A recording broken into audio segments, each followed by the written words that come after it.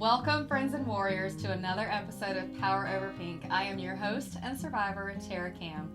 I'm so glad you've joined us today because we have a real special treat. We haven't done an interview with a stage 4 breast cancer patient yet, so I'm so thrilled to welcome Tina Piser to our channel. Thank you so much for being here, Tina. Great to be here. Now, stage 4 is it's a long journey, and it's a long process, and it could be a lot when you hear staging and all these things. But I want to kind of just dive into a little bit of when your journey began and how you found out and all that stuff. But before we jump into that, tell me a little bit about you. A little bit about me. Well, I'm new to Florida. Okay. Moved here from California in 2017. Mm-hmm. So haven't been here from going on 8 years. Yeah. Was in the medical field prior to cancer, and I've had to leave due to the cancer diagnosis. And been married 36 years, have 3 grown kids, and one just moved to Florida to be near us. Well, that's exciting. From Illinois. Yeah. So I get to know my 14-year-old granddaughter. That's exciting. So just one grandchild or yes. many? Okay. Nope. She's the only one married, and she's the only one with kids. Okay. So, well, that's a blessing to have family kind of close. It makes right. the holidays better, too. Yeah, it will. It's just, a little different. We haven't lived in the same state for 20 years because when she left home, she went in the Army. So we've not been in the same state for 20 years, so we're just developing the mom-daughter relationship plus the friendship again. That's awesome. Getting to know each other and each other's boundaries. Yeah, and routines. I'm still a mom, and she's way past being mommed. Yes, I actually had that chat with my mom recently, and I'm like, you're not a mom per se, you're more of a grandma now. Like, let's jump into that. Let's go into that mode. But it's hard as a mom it is. To not want to, when we see doing something, not necessarily that we don't like, but maybe we've been there, done that, we know the outcome of it, and we're like, hey, perhaps you shouldn't do that. And they're like, yeah, whatever, Mom. Right. Because they still see us as mom, and Yeah, I think till the day they die. Exactly. The day we die, we will be moms. Do we listen to our moms sometimes? But we sometimes. do our own thing. Because it's a good balance, though. It is a new relationship. So congratulations on having her here and having that time to be with family. So, So what brought you to Florida? Husband hated California for as long as he had lived there. Okay. Well, that's a good reason to leave. Right? Yeah. And he'd been trying to get me to leave since we met. Okay. And I finally got tired of politics over there and came in, threw my keys down, and said, okay, pick a place, we're moving. Yeah. And he was like, what? What are you doing? Really? We can move? I'm like, pick a place. I'm going. We're going. Bye. Yeah. Let's go. So that was in 2016. And summer of 16, we came down here. We found a house. We bought it. Went back to California, sold our business that we had, and sold what we didn't need, Right. And packed up and moved here January 1st, 2017. We left. Nice. So, I think it's the best place to be, obviously. I'm so happy to be here. I really am. The people have been so incredibly nice. Yeah. But the medical care I've gotten here compared to there has been a 360. Better? In a better way. Okay. Oh, absolutely. That's surprising to hear. Okay. I wouldn't have said that prior to COVID. But I had an incident where I went back to California in 2022 and I got sick while I was there and ended up having to go to the emergency room. It wasn't cancer related, but I got overheated, dehydrated, and needed some fluids. And literally I walked into the emergency room and the doctor didn't even come in my room. He stood in the hallway and he's like, you're stage 4. What are you even in my ER for? Oh. Yeah. Okay. I was just like, I'm not here for cancer. Right. I'm not on hospice. So why are you asking me that? Right. But that was his attitude. And a lot of I people got are so amazing ignorant. nursing care. Right. But the doctor was just, I can't put it into words that I can use here. Gotcha. Message received. I've never been treated that way. Wow. Whereas nobody should ever be treated that way. No, and here I worked for a community health clinic, and so I was just like, what? What just got said to me? How am I being treated? I was totally baffled.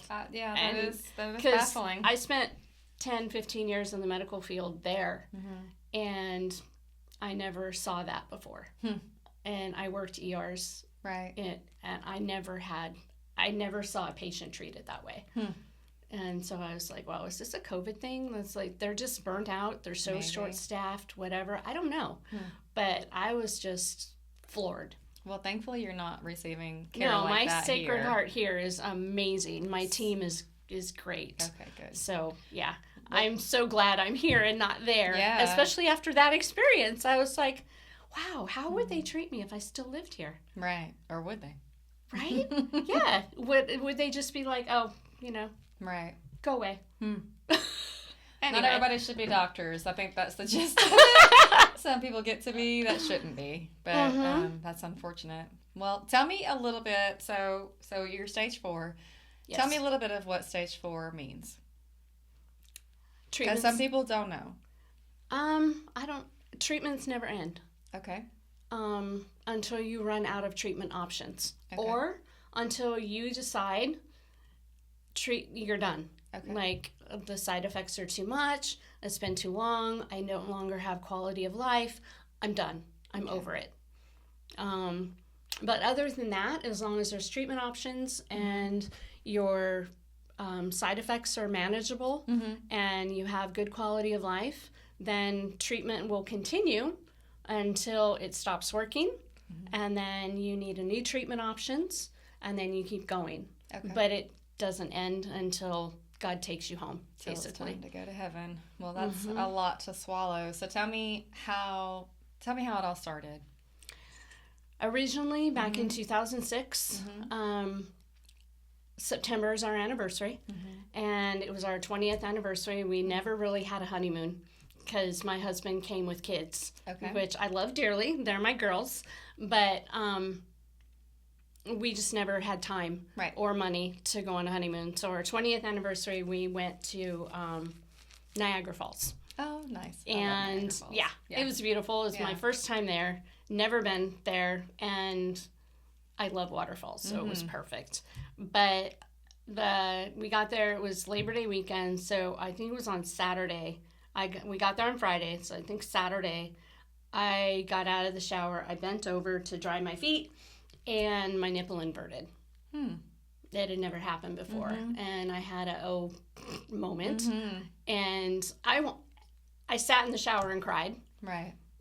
Because I didn't want to ruin the rest of the trip for my husband, but yet I wanted to hop on a plane and go home. Immediately, yeah. Immediately, call my doctor, and then I'm like, then it kind of reality set in as far as, no, you can't do that. It's Labor Day weekend. Right. So just enjoy your weekend, enjoy your holiday, enjoy Niagara Falls, and then that night we saw the Northern Lights. Oh. I'd never seen those either except in pictures. Yeah. So it was just like, okay, I'm supposed to be here for this. Yeah. All right. Okay, we can deal with the other one. A week isn't going to matter at this point. Right. But a nipple inversion, they don't talk about that very often. But they do, but I never really understood, like, back in 2006, it was hardly ever noticed. Hardly ever mentioned. Okay. I was just thinking, like, when you're sitting, if it dented in, but you're saying that you bent over, and that's... I bent over, and it pulled it. The tumor was attached to the milk ducts, and it pulled it in when I moved, when I bent over, and then when I sat back up, it went back to normal. And I was like, huh. Yeah. That is not a good sign, but is also usually, from what I understood at the time, like 90%. If that happens, it's like 90% you have breast cancer. And so I was mentally preparing myself to hear the words, you have cancer. Right. And so when we got back, I called my PCP. He got me right in, and he sent a stat order into GYN. And I had not had a GYN at the time. And so my poor GYN, I'm a new patient. Right. And they do the breast exam. Well, first she has a student with her. And she's like, do you mind if I have a student, blah, blah, blah. And I'm like, yeah, no problem, but you're going to do it too. And she was like, okay. I said, you don't understand why I'm here. I said, you have all this stuff set up for a regular physical pap test. I said, that's not why I'm here. You can do it. But I'm here because I think I have breast cancer. And I explained why. And she was like, oh, that wasn't in the notes. Okay. And so she did it first and then let the student, she felt something. The student did not. So then she put her hand over the student's hand, and then the student felt it. Wow. I was sent immediately for a mammogram. And then within, I think it was only a week, I had been scheduled for a ultrasound-assisted biopsy on both breasts. It was so both sides. Yeah, it was the left that had inverted, but the mammogram showed something on both sides.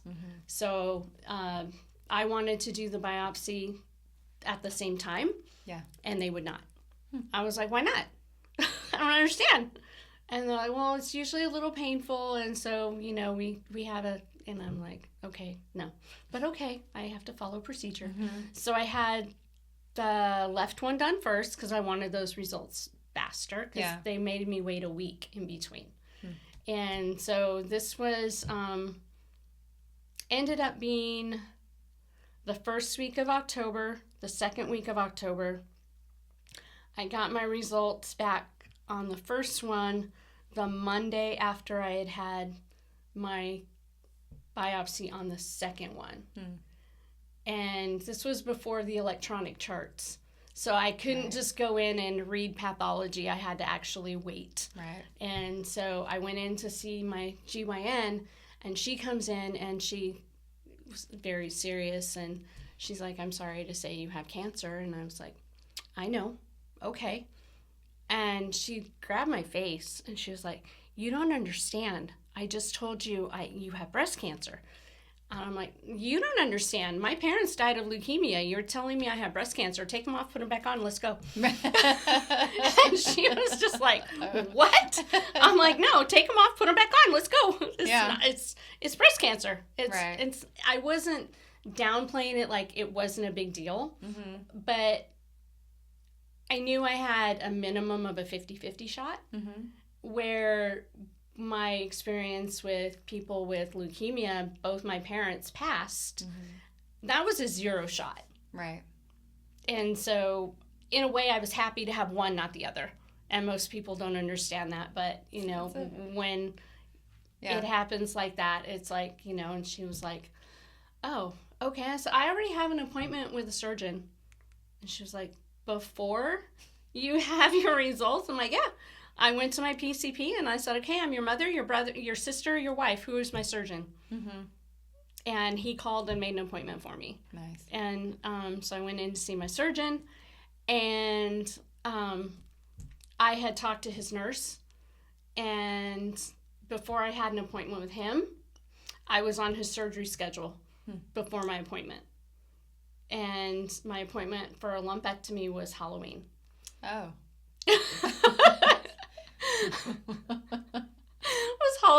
And then when I went there, he was like, I see you're already on my surgery schedule. I said, me and your nurse had a chat. I go, so I'm here now. When would my surgery be? He was like, oh, after Christmas I'm booked. I said, that's why I have it now. Right. And then, so I had my lumpectomy on Halloween, and he came in and told me that I didn't get clear margins. And on the left side was my problem side. Okay. Anyway, but when a lumpectomy, like, he explained it to me like if it was a hill of dirt and you go in with a construction equipment and you take out a thing of dirt, the hill doesn't collapse. It stays where it is. You just have a hole in the hill. Yeah. When he did that, basically with my left breast, the whole thing fell apart on the table.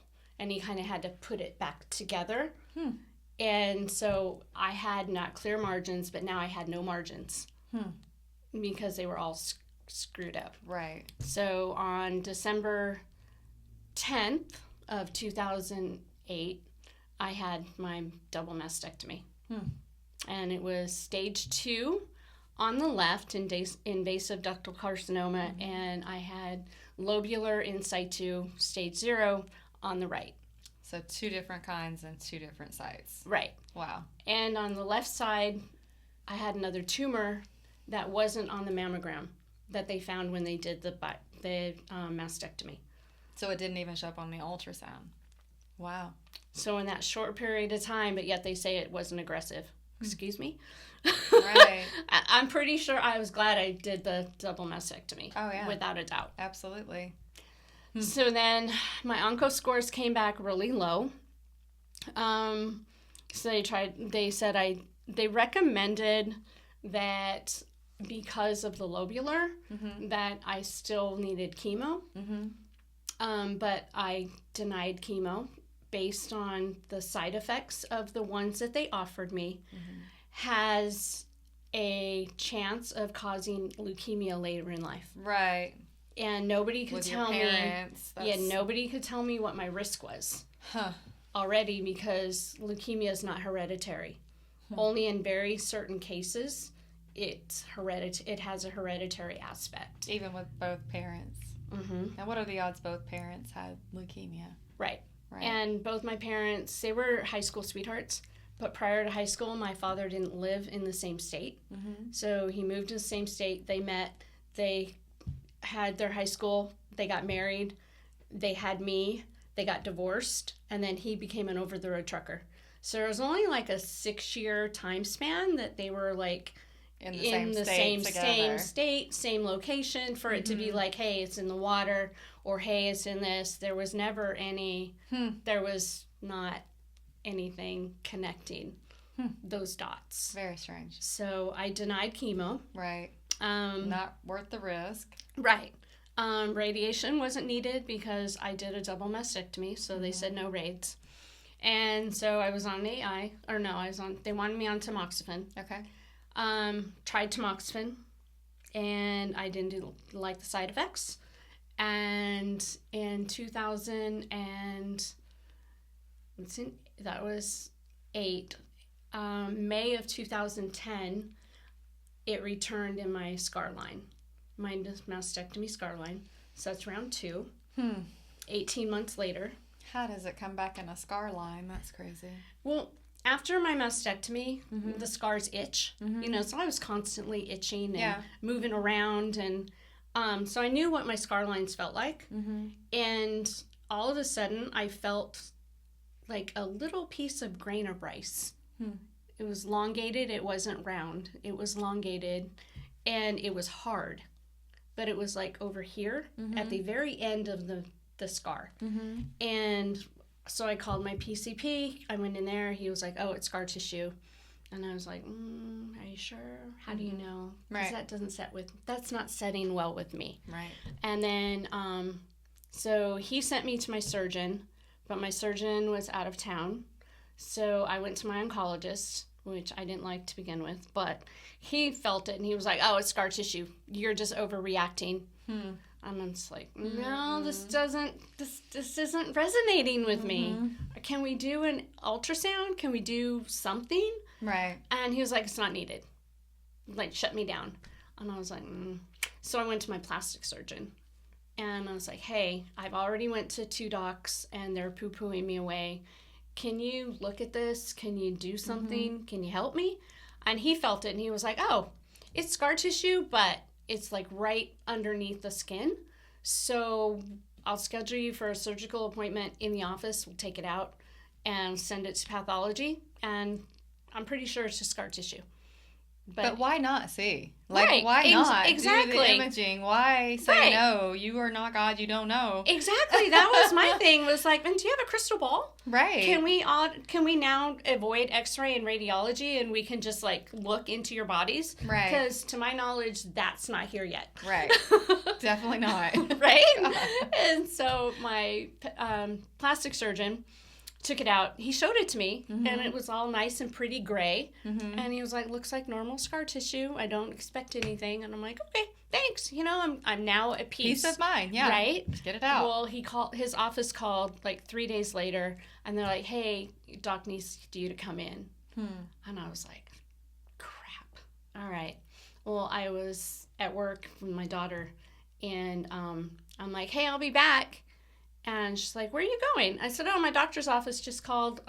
He wants to talk to me." She goes, "Not alone, you're not." And she grabbed my keys and she insisted on going with me. And I was just like, "Oh, this Probably is not a big blessing right there." You don't want to be by yourself. I did that. It's never good.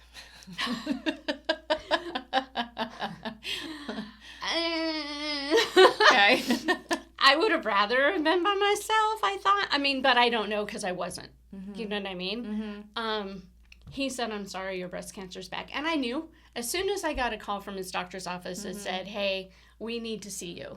Right. I knew what those results were because otherwise they just say, "Hey, your stuff is negative, you know, just letting you know." Right. Otherwise, they don't want to take up an appointment to But tell you make nothing. Wonder, like, you know just what I mean? tell me over the phone.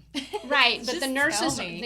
the nurse, especially most doctors' offices, hire MAs, and even if they are LVNs, LPNs, or RNs, they can tell you, but they can't answer any of your questions. Gotcha.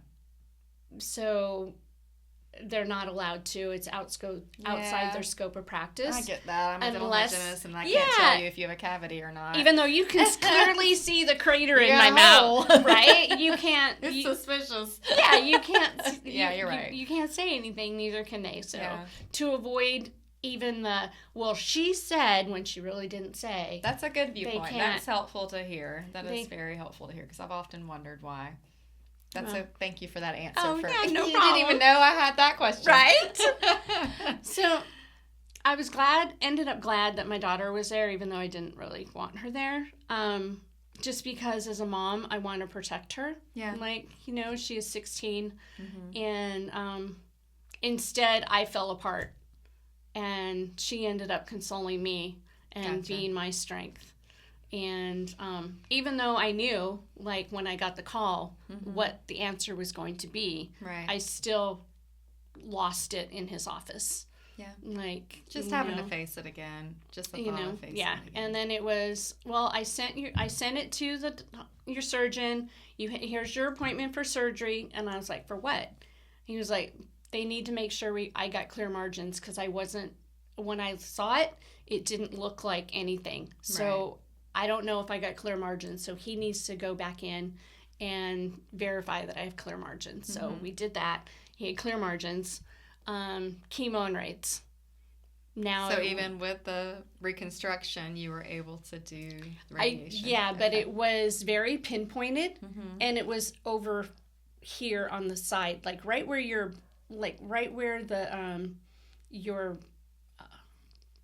wire is on your bra.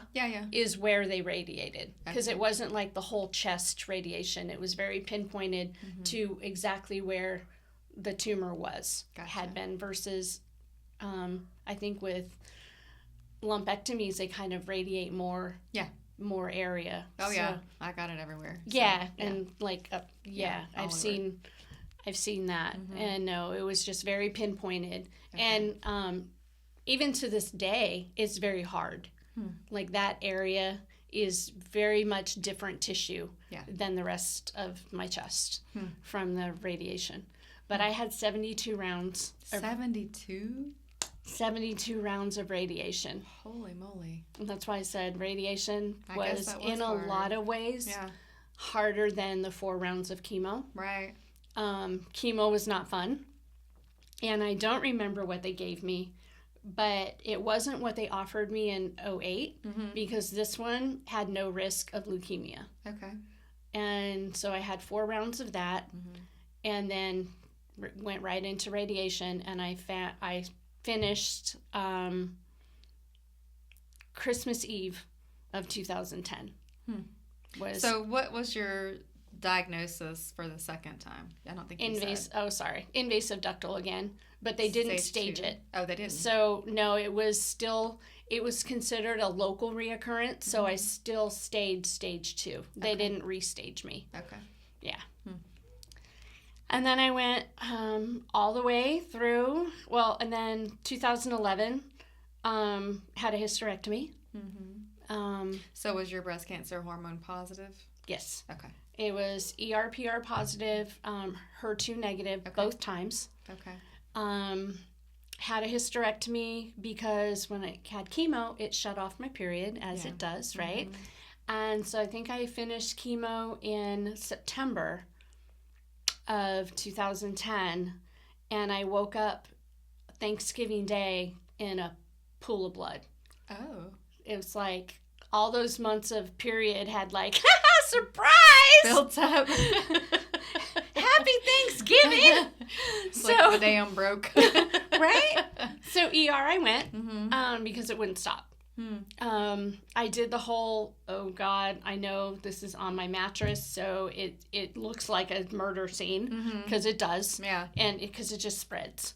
And so I did the whole, okay, sit up, dangle your feet, see if you're dizzy. Before I stood up, I wasn't dizzy, because it looks like a lot more blood than what it actually was. So I went to ER. Yeah. And I hadn't lost enough blood to need transfusions. So that was a good thing. So that was very good. And like I said, that it just looked like a ton of blood. Yeah. Yeah. You know? Had an emergency D&C with an amazing doctor. And then his office scheduled for a hysterectomy because they had to jump through the insurance hoops. And I had that on my 45th birthday. In December. So yeah, hello menopause immediately. Right. 45. So I mean, that's how old I am right now. I know what this feels like. I've had a hysterectomy. Right. Yeah. And no HRT because of breast cancer. Right. Yeah. Yeah. So God was merciful with me. I had the attitude, sadly. I was not a very nice person with the mood changes. But I didn't have the night sweats. And at the time, we were running a restaurant. And so when I had a hot flash, I just went in the walk-in. Oh, nice. So you can't find Tina. She's in the walk-in. She's cooling off a minute. I'm cooling off a minute. Yep. It took me, between chemo and raids, it took me almost a year to recover my energy. When I was able to go back to work, I was only able to work part-time. And I had been pulling 70, 80-hour weeks prior to. Right. I was working 6 to 7 days a week from open to close on most nights, most days, running the restaurant. Anyone, yeah. And after the chemo and raids, I couldn't bounce back. Yeah. And I was just like, dear God, okay, I guess I'm supposed to slow down. But this is a heck of a way to make me do it. Right. Right? So, was able to get back to work, and then I had the hysterectomy. So then I was out for another 4 or 5 weeks. Yeah, 6 weeks at least, or 4 weeks. No, I had it robotically. Okay. And so, I couldn't lift a lot, but I was able to at least stand and take orders and, do that kind of stuff. So I think I was out for 4 weeks. But a week later, I was at Disneyland. Life's worth living. I'm not a Disney fan necessarily, right. But I love Disney at the holidays and all their decorations. And so it was Christmas. Yeah. So I wanted to go see Disneyland at Christmas. And had friends that worked there, so they got me passes. Nice. And halfway through the day, I ended up in a wheelchair, but that was all right, because even though I no longer had innards, they felt like they were ready to drop out. Just achy. Yeah. And as soon as I sat down in the wheelchair, the pain went away. Nice. The achiness went away. So I was like, sweet. Okay, continue. Let's go. Yeah. So then I was living my best life, and we moved to Florida and having a good time, and COVID hit, and I was working healthcare, and I'm asthmatic. So I started doing like the whole asthma feeling bronchial spasms, and was tested more times than I care to be tested ever again, shoving these things up my nose.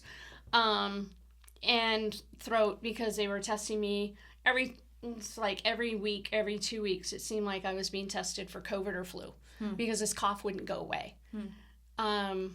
So doc finally ordered, it started in July, and in August they finally ordered a chest x-ray. And it showed that I had a large pleural effusion, which a partially collapsed lung on my left side. So you're just going about your daily day. Right, yeah. I was asthma. Yeah. And nowhere in my brain was breast cancer even a blip. Right. Of that's what this could be. I've never smoked, so I wasn't really concerned. I had no lung cancer factors. Right. Nothing. So cancer wasn't on my brain at all. Yeah. Uncontrolled asthma had never happened before. So I was kind of like, are you sure? You know, and the doc wanted to put me on antibiotics, thinking at first I had walking pneumonia. Because when she listened to me, she could hear the fluid, hear the rattle. Right.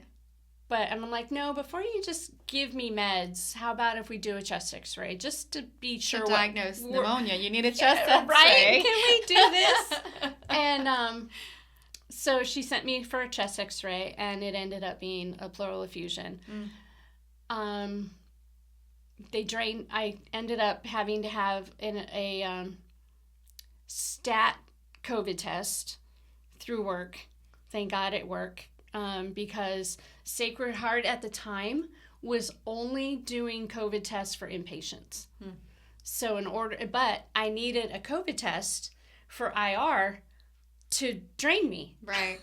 So I was in a catch-22. Yeah. So I called work and I was like, hey, I need this. And they're like, oh yeah, come on down. Nice. So I go, thank God. You know, so I had the COVID test, was able to be drained within, I think it was 48 hours. Wow. They got me in to get drained, and during draining I flatlined and coded. Why? It was a vasovagal response to the extreme. And I literally just I could hear everything that was going on, but I couldn't respond. Right. And the APRN, I was hearing him give orders of how much atropine and start the IV and all of at the time I could regurgitate it perfectly to him. And he was like, you were out, you were gone. And I'm like, well, I'm telling you, I heard everything. Right. And he was like, okay. He goes, so the next time we have to do this for you, we're going to have you have port access. I'm putting your port in a week, and we're not doing this again without port access because it was hard to get an IV. Yeah. And I'm like, yeah, no. Yeah. From all the chemo. Port, right? Yeah, the first time around. Yeah. Because I didn't have a port in 2010. They was for the chemo you didn't get a port. They're like, oh, you only need 4. You're stage 2. We don't put ports in for that. I got a port for my stage 2. I did, because my veins run, and they run. And I'm like, no, you will not be doing this to me every time. You will not. Well, at the time, I had decent veins. Yeah. So I was like, okay. Well, I didn't even before cancer. And so I didn't really think much about it. So I wasn't aware. My medical is mostly in the lab, so I was not aware of what chemo does to your veins, realistically, because both my parents had ports, and arterial lines, so I wasn't aware. But so did that. Gave my husband a heart attack because he saw, he knew in IR which direction they took me, and he hears a rapid code called. And he goes, it seemed like the whole hospital went running your direction. He was probably just he was like, I just hit my knees. Yeah. Oh. And he's like, please let it not be Tina, please. And if it is, please bring her back to me. You know, and he was not I was very sad for what I had no control over it, but just what I know that I did to him was hard. Want to be a protector of all. Right, yep. But I was like, hey, when I came to, I was like, hey, what's my pleural effusion fluid look like? And they held it up to me, and it looked like a beer. It looked straw colored, and from the because it's vacuumed into that tube, it creates bubbles. So to me, it looked like a beer with a head on it, you know. Yeah. And I wasn't seeing blood. I wasn't seeing any. It looked like a normal pleural effusion fluid from like what you would expect if someone had COPD or another reason to have a pleural effusion done. Right. And it came back as metastatic disease. There was breast cancer cells in the fluid. Isn't that crazy? So stage 4, here we are. Here you are. So I went through the CT, I went through a bone scan, an MRI of the brain, and any other test doctor could put me through to make sure that it wasn't anywhere else. Right. Because he was looking for a tumor, and I didn't have any. It was just the fluid. That was it. And so from August 2020, I took off work. Oh, and I told my boss before I told my husband. I went to my oncology appointment, and he told me, and as I'm walking out, because this was during COVID still, so my husband was in the truck waiting. Right. He couldn't come in with me. So the first thing is, oh my God, I have to go to work in the morning. I can't.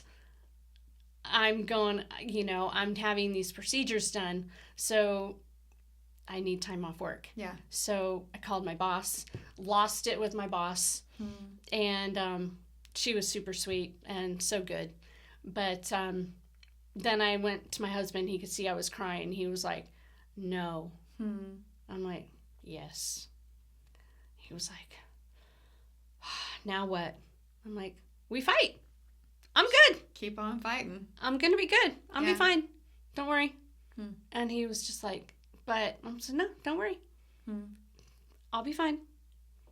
Yes. It hadn't really hit me what stage 4. I mean, I knew what it was, but, And I did chemo again. I had Red Devil. Had the AC.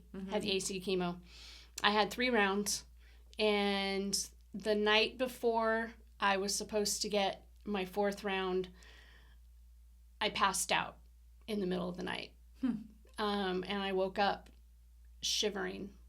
Like, put a pillow in my mouth to keep my teeth from shattering. Oh, wow. I had never been so cold in my life. And I was like, hospital now. And they found a blood clot in my heart.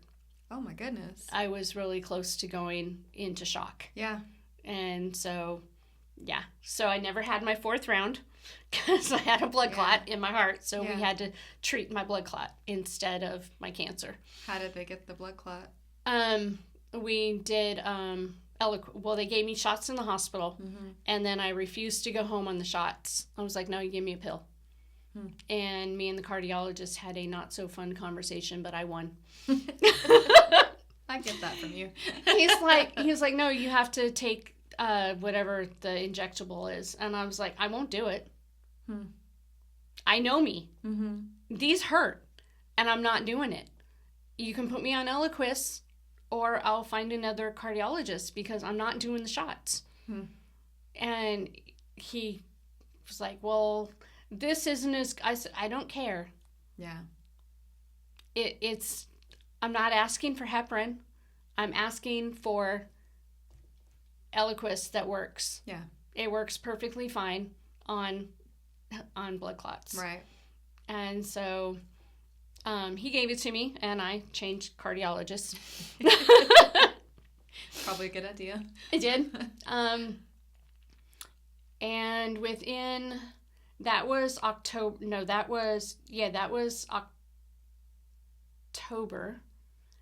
And by my birthday in December, the blood clot was no longer there. Oh, good. So my new cardiologist had put me in to do a TEE, to go in and physically look at the blood clot, and it was no longer there. Well, that's a huge praise. By Christmas. Wow. So it's a good gift. So in between that and those two things, they put me on Ibrance because I could not have chemo. And Thanksgiving. Again, I hate holidays. I mean, yeah. I do. I hate holidays. Even your anniversary. Yeah. Oh, for the longest time. We need these to be blessings. For the longest time, couple years, my husband thought I was crazy. I changed our anniversary to Thanksgiving because that's when he actually asked me to marry him. Okay. So for a few years, we celebrated our Thanksgiving on Christmas our anniversary on Thanksgiving. Yeah. It was no longer in September because that was bad. Yeah. So Thanksgiving, I'm having dinner with my son, my brother-in-law, and I could taste blood in my mouth. I just had random gum bleeding. Really? And I was like, this isn't good. This is gross. Thank God we still wear masks. Right. Right. So I pushed my food away. I'm like, I'm going to go to the bathroom. I'll be right back, And came back, put my mask on because they had little kids there. So I wore the mask when I wasn't eating. Yeah. And I called oncology offline, the after hours line. And they're like, go to ER. Your platelets are probably off. Oh, great. Okay. So ER we went, and I needed 2 platelet transfusions. And I had only been on Ibrance for 11 days. Oh, wow. So that strong of a reaction to the medication. That quickly. Wow. So taken off of Ibrance and put on, I think my next line was exemestane. And was fine on that until June or July of 21. Now I had went back to work.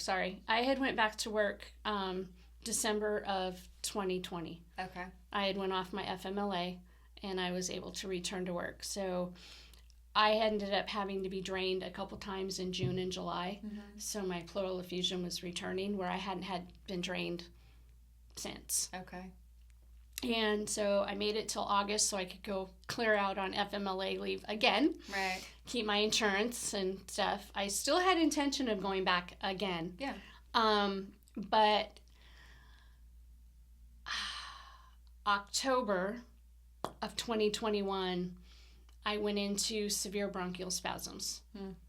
And went to my PCP immediately. And because at the time it was a doctor that I worked with. So I was like, hey, I'm coming in. They're like, oh, yeah, come on in. Right. And she heard no breath sounds on my left side. So she was like, you need to, I can call 911, but I know you're not going to let me. Right. So you need to, as you pass your house, pick up your husband, and I'm calling ER and letting them know you're coming. You're going. And I'm like, okay. I didn't have the breath to argue with her, nor was I going to. Right. No. Actually, if she would have insisted on calling 911, I would have said okay. Right.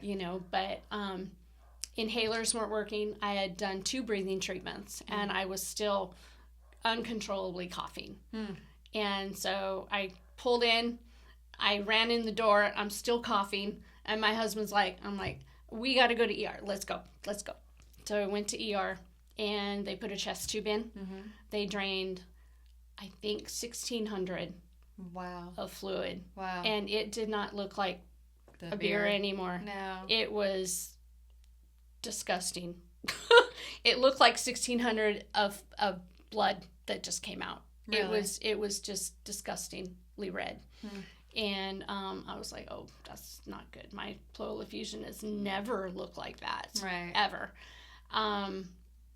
So they hospitalized me. I was there for 4 days, I think. And then they put a Plerex drain in me so I could go home. I was still draining about 1,500 12 to 1,500 every 24 hours. That's a lot. That's a lot. Yeah.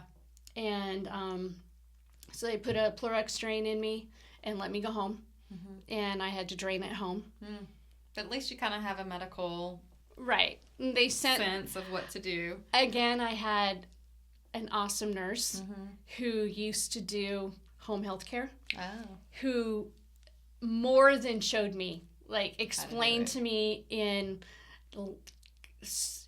she almost wrote it down for me. She was being so specific on how to do things and what not to do. And even if you feel this, you got to stop doing that, you know, and stuff. So I felt really confident, but scared because when I had the thoracentesis, I kept going out on them. Right. I went out a total of 4 times during the processes.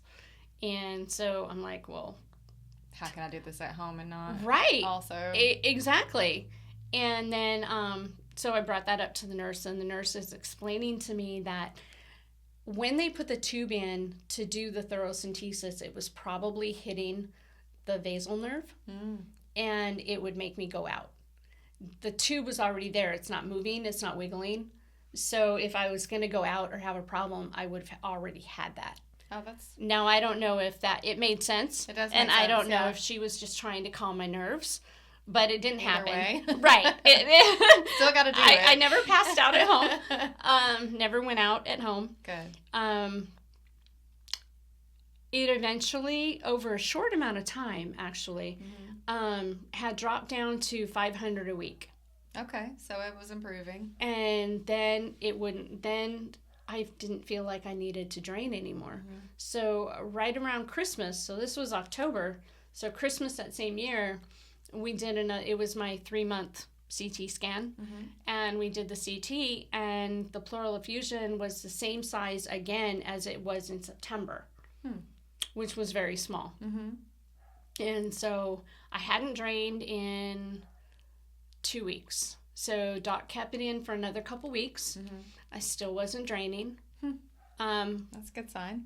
So we took out the Pleurax drain, and it hasn't happened since. That was praise God. Right? So it's 3 years almost now. That's so amazing. This Christmas will be 3 years. So long term, everything that part is working so far. Well, and then my October, I had my scan October, and now it's in my liver. So I was on Faslodex since February of 2022. When they took out the tube, we tried Taxol or Taxotere, one of those Taxol things. Taxotere. And it gave me almost immediate neuropathy. I had neuropathy in 2010, and it just brought it back fast and furious. So I was like, nope, not doing that. No. I'm not doing that. I can't. I won't. I still have it in my fingers where I can't feel my veins. Like, so for me to go back to work in a lab, I no longer have the touch. Right. To feel, to find, if I can't find my own, I certainly can't find a stranger's veins where I know where mine are and I can't feel them. So he started me on Faslodex. And after 18 months on Faslodex, my body decided to develop an allergy to it. I remember hearing of this when we were doing the support group, so that was scary. Yeah. So I had an allergy. She didn't even get the needle out of my booty. And because for those that don't know, Faslodex is 2 5 ml shots, one on each booty, side of your booty. And she didn't even get the first one completely done. And I went into bronchial spasms where my throat was closing, I was coughing, couldn't breathe. Right. So the next month, Doc gave me all of the pre-meds like you would give for chemo, all the steroids and all of that stuff. And I was good for 2 months. Okay. Then on the 3rd month, I had a reaction again. Not as bad as the first one, right, but pretty bad. And then, so he increased. He brought all of those things up to maximum dose that he could give. And had it again, and she didn't even get 1.5, I think it was 1.5 cc's in, and I went completely anaphylactic again. Wow. And needed epinephrine, and So that's and out. a breathing treatment, and ER it went. It was not fun. And that one, I ended up on steroids for almost 2 weeks. Because Faslodex is a long-acting injection.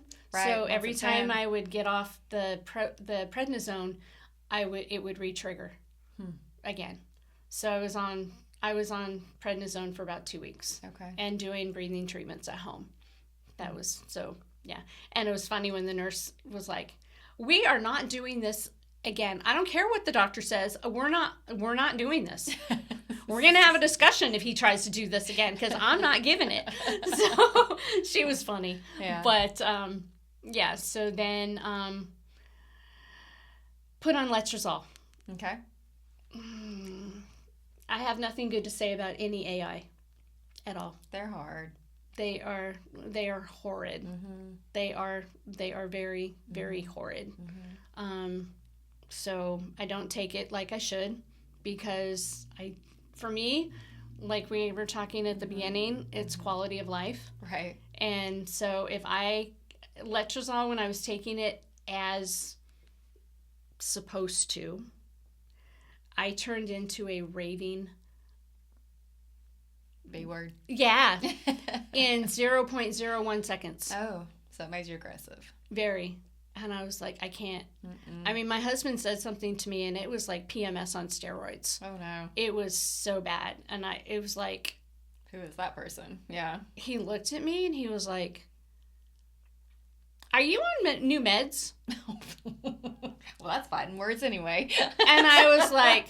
Actually. Oh, my God. Yes. Yeah. I am. Yeah. I am so sorry. In the meantime, you want to hide the guns? Yeah. I was like... Because I don't know where I'm going with this. This could be very bad. Yeah. So, But, so I cut my dose, and it got better. The mood swings got better. Now they're non-existent, but there are days where I have a hard time walking. Once I get moving, I'm good. But my hips literally, I feel like I'm 80. And I'm 57. So, I mean, I get out of bed, and it's like, oh, this is how my grandmother felt. Oh, this sucks. Right. Because my grandmother lived to be 86. My mom passed at 54. So I can't say that's how mom felt, but I can say, oh, this is how grandma felt, because grandma walked with a walker. And so I was like, oh, this is horrible. That's a lot of pain. So tomorrow is my biopsy. Okay. For my liver. Because we had talked outside of this, and you said you're not currently having any symptoms, so it's I have no symptoms. The PET scan coming back abnormal was a gut punch. It really was, because this is how I feel. I have my fatigue, but as far as how I'm feeling, this is how I feel all the time since I've been off the Faslodex. Right. And I also have a second pleural effusion. And that is because my first pleural effusion that's stayed there, that hasn't done anything, is loculated. What does that mean? Like it's trapped? It's encapsulated. Okay. Like it's formed its own film of scar tissue from all of the thoracentesis and stuff. Yeah. And so that fluid is trapped. It can still grow, and that it will grow, expand. Right. But it's not growing. There, on the PET scan, there's one on top of it.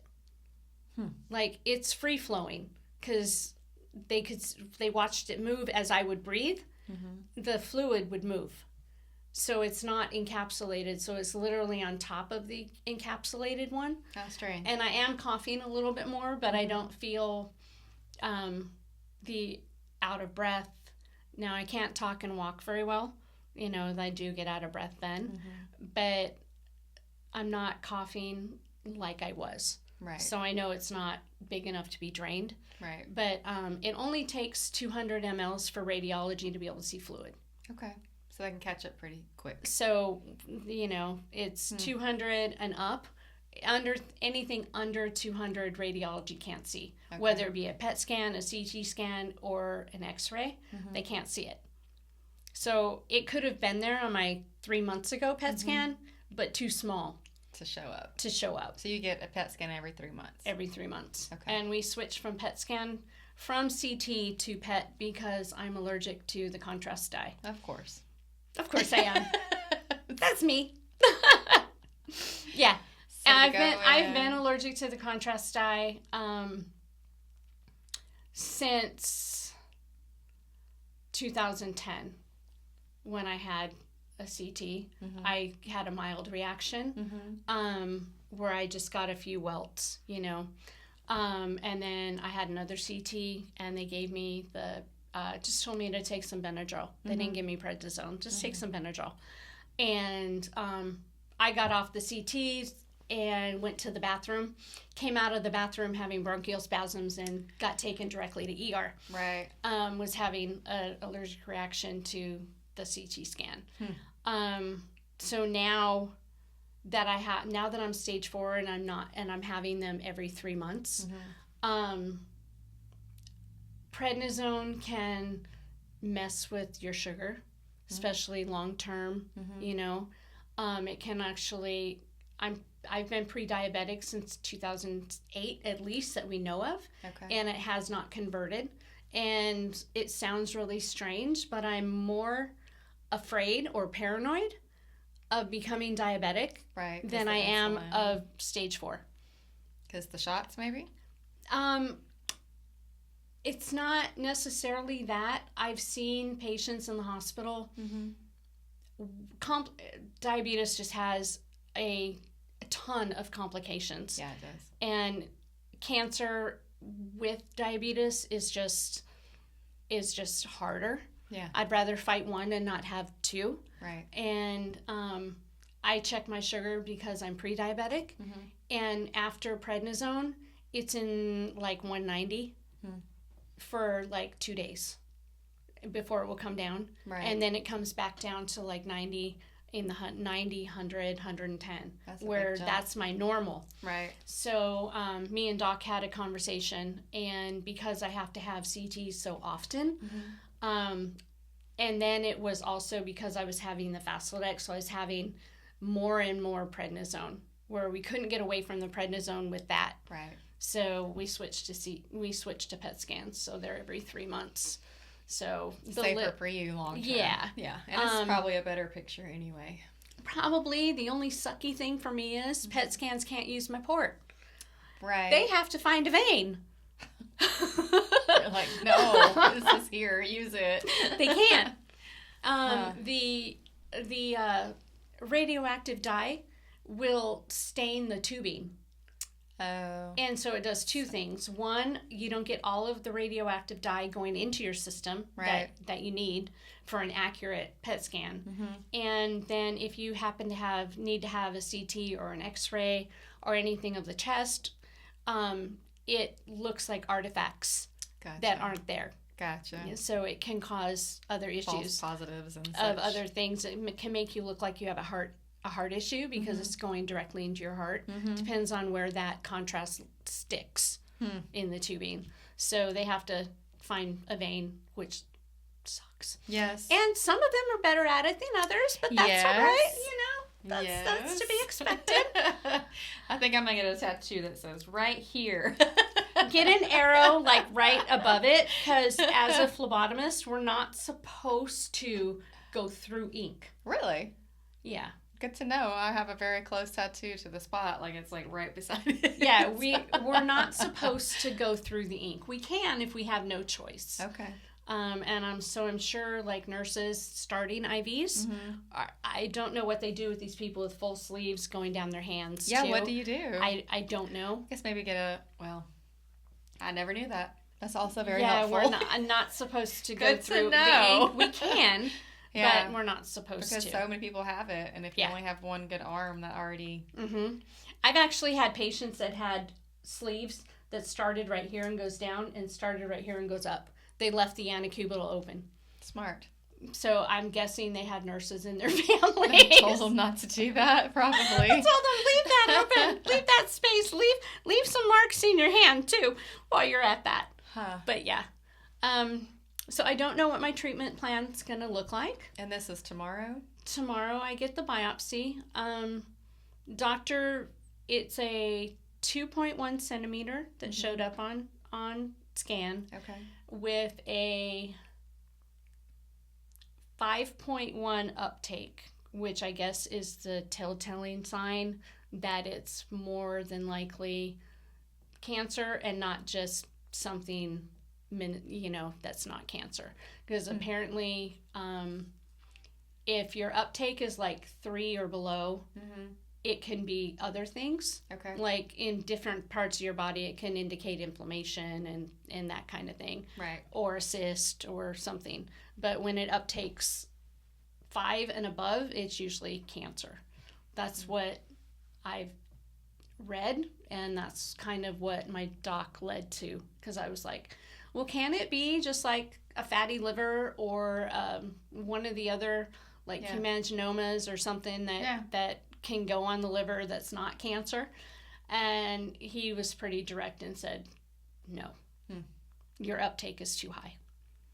And I'm like, okay. At least he's not sugarcoating it. Right, and he doesn't. You kinda know. He doesn't. He also takes off his glasses when he's serious. It's really funny. So you're on to him. Yeah. Well, I had an MRI of the brain because I was having headaches that I was pretty sure was allergies. Yeah. But anytime I mentioned headaches to him, it's like, no, we're doing an MRI. You're stage 4. We have to be sure. Yeah. So I'm in the office, and he pulls up on the screen, and he was like, oh, your MRI looks really good. I said, yeah, but my PET scan doesn't. Because I had already had through patient portal, I had already seen my PET scan, and he rolls in. So. Oh. I was like, oh. You're like, put them back on. Right? And his face just completely changes. Just totally changed from Mr. Upbeat, hey, how you doing today? You doing good? Right. To, oh, this is not good. So, we're doing a biopsy. One, to verify that it is cancer, even though the PET scan, even with the PET scan. We always want to be sure. We don't want to just assume. But also to check the ERPR status because it can change. And a lot of people... It can, I've heard that. A lot of people don't know. And it can come back as HER2 even, or triple negative, or whatever. And each tumor that develops in your body once you're stage 4 can change. Yeah. And I didn't know that. But I learned it from someone else on the show. I didn't. Yeah, I had a friend that was stage 4, and they were treating her back in 2011. She passed away in 2013. Came back in her liver, her spine, and her clavicle, and her shoulder. And they did no biopsies. It's like, you have cancer, let's treat it. It's stage 4 now, because she, like me, was stage 2, and then stage 4, and they didn't do any biopsies. And then they went off her previous and just kind of assumed that it was the same. And she wasn't getting any better with chemo.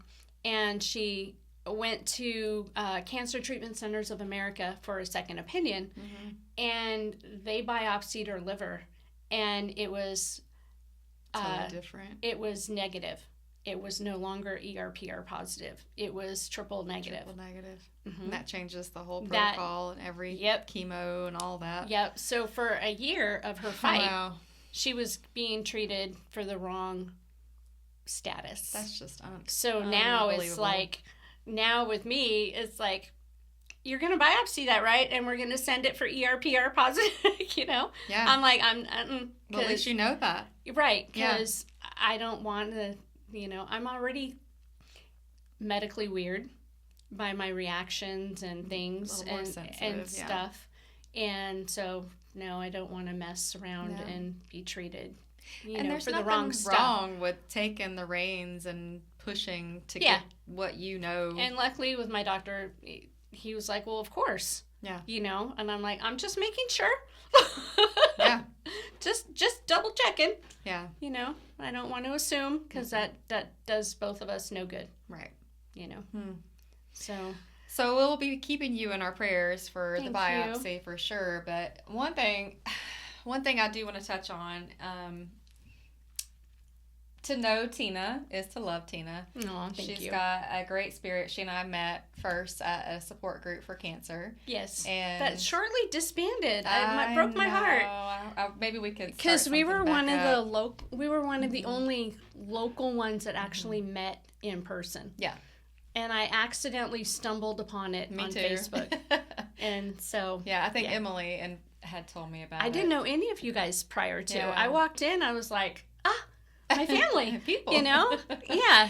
Well, I'm so glad that our paths absolutely crossed, but the thing that I would say is you're so positive and you're always so friendly and outgoing and like you're, so easy to talk with. And I think it has to do with your outlook on life. So I want you to kind of touch on, because I know breast cancer is such a mental battle all the way around, no matter what stage. Even if it's not cancer, just the thought of the cancer can be a battle mentally. So, how do you stay so positive? What is your outtake on life? I find something daily to have gratitude for.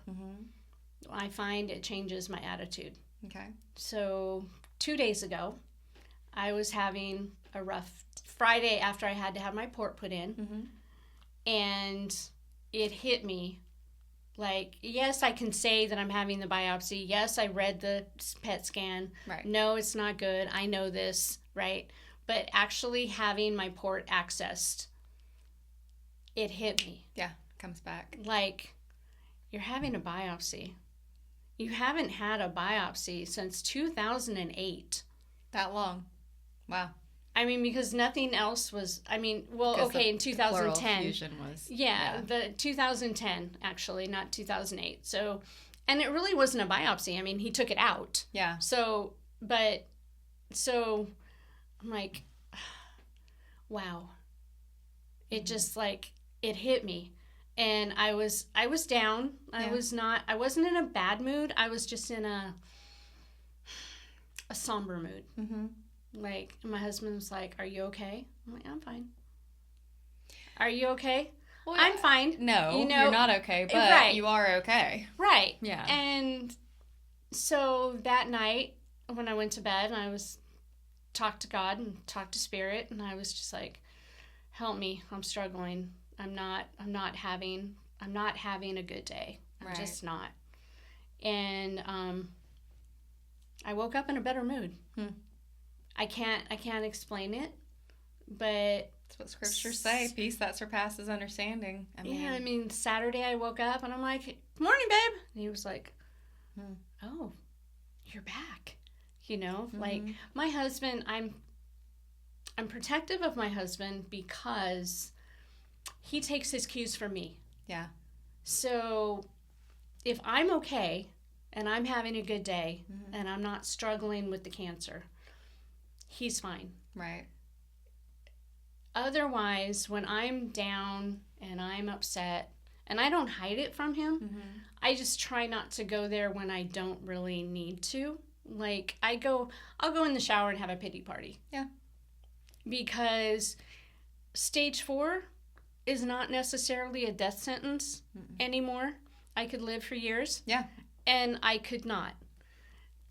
My husband, when I'm not doing good, back in 2021, when I had the pleural effusion and the Pleurex drain, I was in a wheelchair. And the doctor gave me until Christmas because my pleural effusion was that bad. And I didn't tell anybody that. I didn't tell him. I didn't tell anybody because I was like, it didn't resonate with me though. I was like, That's not it's true. not. It's not. No, I don't think so. As bad as I feel, I don't think so. And a friend of mine who used to be my doctor that I worked with is a God-fearing Pentecostal. And she called me and at like 7:30 in the morning, and she's like, "Good morning." I was like, "Hey doc, what's up?" She's like, "I'm not calling as your doctor, I'm calling as your friend." I'm like, "Okay." She goes, "I've been praying for you since this whole thing started, and I've been arguing with God this morning." I'm like, "Oh, that's not good. Why are you arguing with God? And why are we having this conversation, right? Because this is not a normal, hey, call me up conversation." And she was like, "Well, we in the Pentecostal world, God talks to us, and we tell people, put it in your pocket." I'm like, "Okay." She goes, "So I'm calling to tell you that God spoke to me, and he told me that you're going through rough times right now, but it's going to get better. And just, you can take that for what it's worth.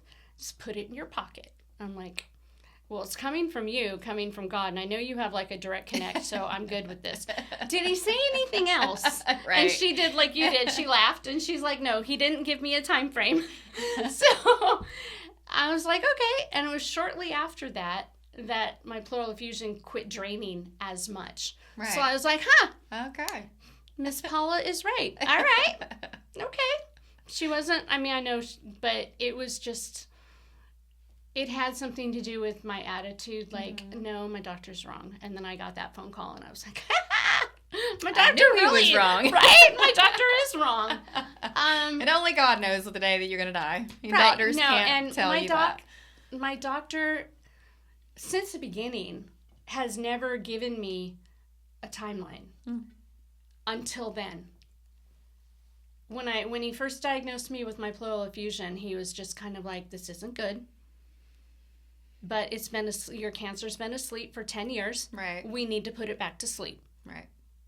And I'm like, "Okay, can we do that?" He goes, "Yes. With stage 4, we can still get you stable." Yeah. He goes, "I don't like the word NED, no evidence of disease." He goes, "I use stable." He goes, "If your cancer is, because it's still there, we just can't see it." He goes, "Once you're stage 4, it's still running around. We just can't see it. It's taking a nap somewhere." That's the way he described it. Hibernating. He goes, "But if you have, tumors and lesions, and they're not growing, and they're not shrinking, they're not doing anything, you're stable." Yeah. He goes, "So we can hopefully get you to stable." I'm like, "Okay." He goes, "But having a pleural effusion is not good. You're just weird." I'm like, "Tell me something I don't know." I've been trying to tell you that since you became my doctor in 2018. I'm weird. I don't do things right. Look at all my allergies, man. And I go, "Why am I weird?" He said, "Because of all the textbooks." He goes, 90% of people with pleural effusions, it's the last place it goes. Yours is its first. I can't find a tumor in you." He goes, "There's not very many of you out there that don't have a tumor." And I'm like, "Oh. Go big or go home." Right? And I'm like, "Oh, okay." He goes, "So normally I would come in and tell you that with a pleural effusion, it's really, really bad." He goes, "But you're healthy otherwise. Right. And you have no tumor. So I can't tell you anything, except we're going to try and put this back to sleep." And he has. So, yeah, because except this, I always tell people, without this cancer, I am completely healthy. Yeah. Yeah. I have no meds other than my cancer meds. Right. So, that's a blessing too. Yeah, that you are healthy. Yeah. And that, but helps you fight better. It does. Helps my body gear up for it. It's not fighting 10 things. It's fighting the one. Right. But my attitude is just, I have to be grateful. And I find something to be in gratitude for. Right. Every day.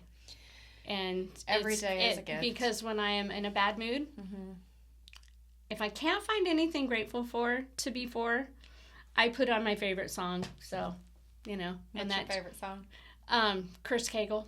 Anything by him. I don't really have a favorite song. Yeah. But it's one of the only songs my husband has ever dedicated to me was "My Love Goes On and On." Oh.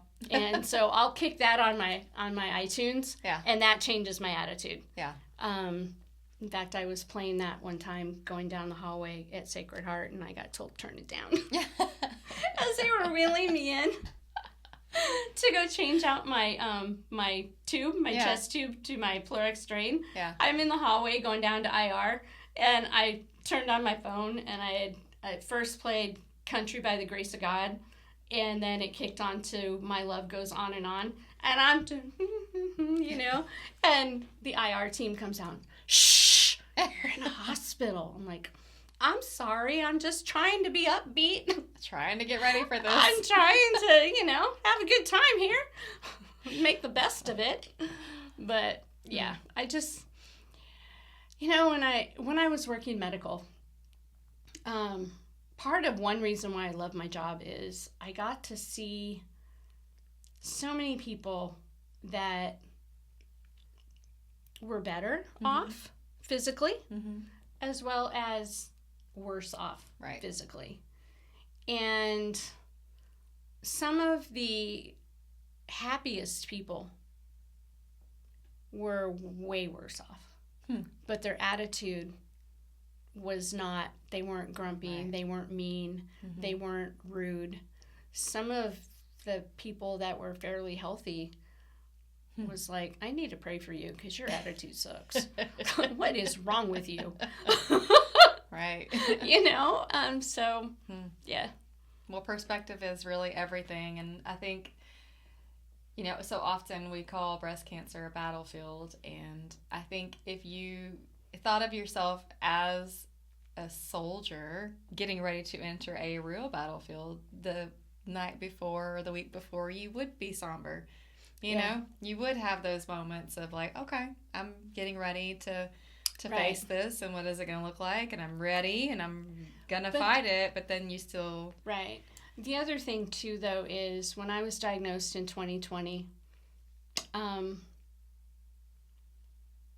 had the hard conversations with my husband and all my girls. Good. And not just what stage 4 means, but I gave each one of my girls the opportunity to let me know anything they had on their mind that they wanted to say but were afraid to say or didn't want to say, things that they interpreted wrong, but had had upset feelings. I didn't want to leave this earth with my girls having woulda, shoulda, couldas. That's amazing. I would have said this, wish I did this, wish I did that. Right. I didn't want them that, because then along with the grief is guilt. Yeah. And I don't want that for my kids. I don't. Yeah. I don't have that with my parents or my grandparents. Right. I spent so much time with them, and we had the hard conversations. And as hard as it was, it's freeing. It is. It's freeing, and I think it helped them more than it helped me. But at least now I know that they're okay. That they got a chance to say over periods of time. It wasn't just like, oh, let's have a one and done conversation. It was several conversations with each one.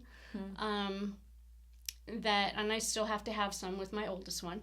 We're not done yet, but so that when I'm gone, they can remember our lives together instead of concentrating on what happened in the last month or the last day or last few hours. I don't want to be remembered how I died. Right. I want to be remembered how I lived and what my life was to the people that loved me versus, oh, well, she did this at the end, and that's what we're going to remember. That's very beautiful to think of, though. I don't want that for them. Right.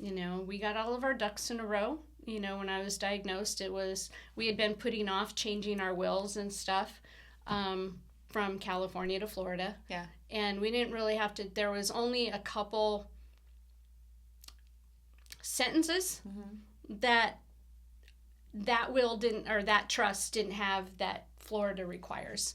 Okay. So but it was, no, I'm not starting chemo until I get this done. Yeah. Because I know how chemo can be. It can be. And that blood clot could have taken me out. It could have. So, but a car could too. Exactly. But no, but truly. Yeah, absolutely. But I wanted all of my ducks in a row. And I didn't have those conversations before that, but it was after that. But I did get, all of our personal stuff. And a lot of people don't want to talk about that because they see it as, oh, you're planning to die. No, I don't want my family to have all this mess to clean up. Right. I want them knowing I have a password book. I want my husband to know where everything is and how to access my Apple account. Passwords for Facebook and all the things. Everything, you know? So that he's not going, well, what do I do now? Right. Where is everything? What? It's very smart to do all that because it does take a lot of pressure off the family, and none of us, I don't know if we know this, but none of us get out of this world alive. Not one of us. Right. We're all going to die. Exactly. No matter what age or day or time. But to have those things in place is so important because we're not guaranteed tomorrow. None of us. But a lot of people, once we're diagnosed with something, I've talked to a lot of people through my Facebook pages, and it's almost like they're afraid that if they do those things, that their words have power. So therefore, if I speak about death, I'm going to die. Right. And that's not true. That's not true. That's not how that works. No, not at all. And so, I made a will the last couple years because we're grown adults and we never had one, and I have children, and we have all these things, and why did we put it off for so long? That was irresponsible, in my personal opinion. Not because I had cancer, right? Not because we're getting older, but we're getting older, right? So when nobody knows when, and I don't want to leave a mess for my kids behind. So, like my mom, when my mom had leukemia, she had been remarried since I was 2, and my stepfather refused to do a will. Refused. Because he was one of these, no, if we don't do it, you won't die. Right. And she died without a will. Right. Luckily, me and my 2 stepbrothers, we didn't do anything. We didn't feel, there was no way. Right. But a lot of family doesn't feel that way. Right. And we could have taken, went through probate and did all this mean and nasty stuff, and that's the risk that you take when you die with nothing in place. Yeah, and the state can take everything. Yeah. But I didn't want my kids to do the woulda, shoulda, couldas. And so, and some of our conversations were very eye-opening because you don't realize as a parent how and what you do comes across to your children. Right. Especially being the stepmom. And so it was very eye-opening. To repair those relationships. Yeah. To talk about the dirty laundry, air it out. Yeah. Get it out of here. Because I had no idea. How one of my children took things. And everybody interprets things differently through their own wounds. And I was just yeah.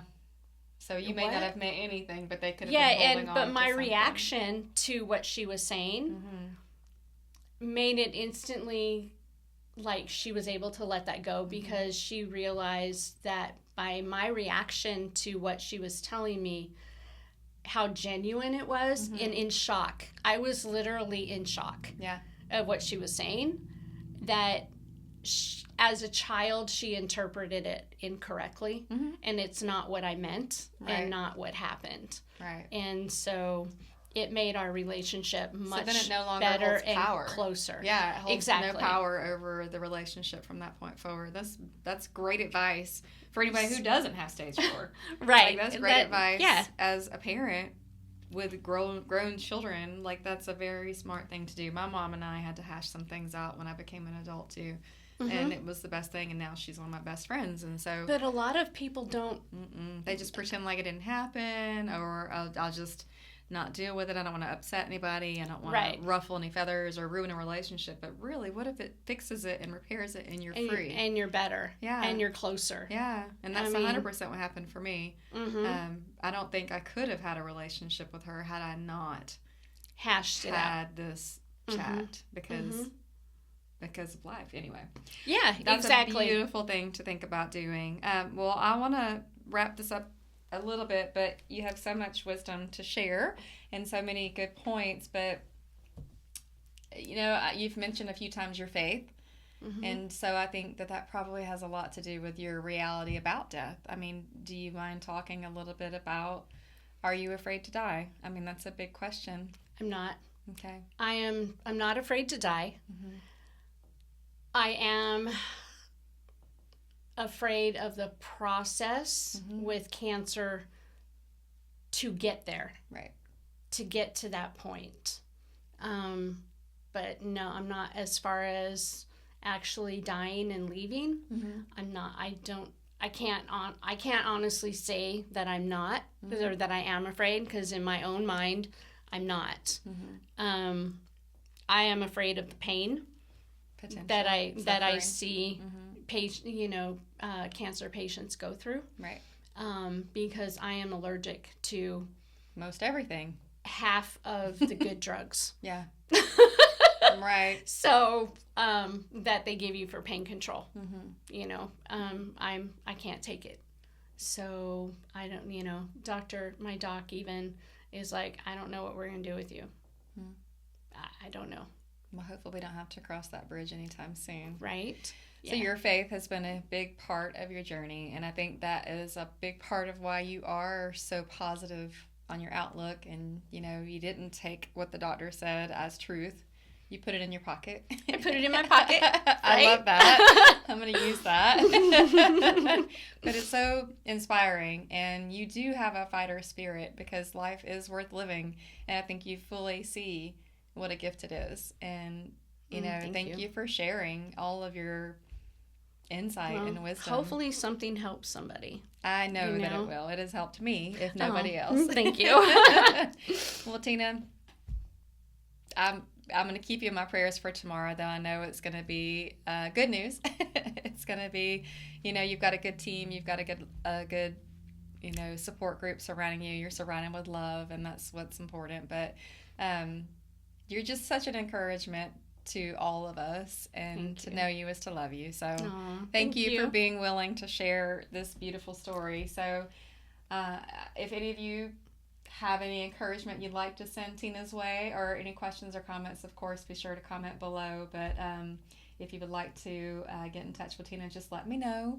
But thank you, Tina, for having this time with me, and thank you for having me. Oh, thank you for having me. It's actually the first time I've actually told my whole story. Well, hopefully that feels good. I know for me, I talked a little bit about it. Journey. Yeah, I talked a little bit about it in group. But you don't get a lot of time to talk with there's so many people in an hour. We don't. No. Mm-mm. So this is... It's difficult, to do that. Mm-hmm. But, and you try and, talk about different things, too. Right. And everyone has their own journey, and they're at their own moment in time at that time. Well, my heart is, hopefully this is healing for you, because having a voice in the system and having a voice over, power over that sickness. Right. That's true. That's true, right? It is true. Well, God bless you. And thank you. God bless you guys for watching. And just stay tuned for more episodes. God bless you. Thank you.